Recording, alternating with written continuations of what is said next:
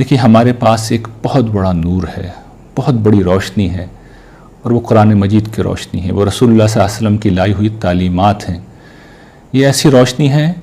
جو ہمیں بتاتی ہیں کہ قبر کے اندھیرے کے دوسری طرف ایک پوری دنیا ہے، جنت کی ابدی بادشاہی ہے، خداوند دو عالم سے ملاقات ہے،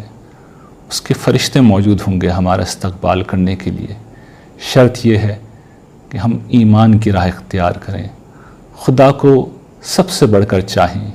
تنہا اسی کی پرستش کریں، اس سے ملاقات کا یقین کریں،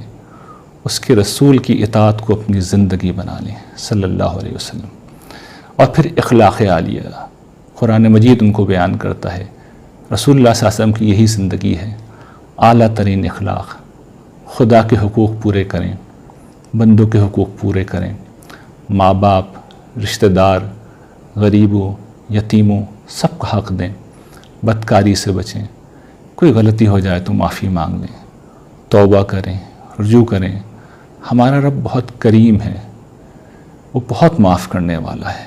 تو یہ وہ روشنی ہے، اس روشنی کے ساتھ جب ہماری موت آئے گی تو ہم ہنس رہے ہوں گے، ہم خوش ہو رہے ہوں گے، تو یہ بات کتنی اہم ہوگی کہ ہمارے آگے جنت ہے، ادھر ہمارا دم نکلے گا، ادھر فرشتے ہمیں لیں گے، ہاتھوں ہاتھ لیں گے، ہمارا استقبال کریں گے،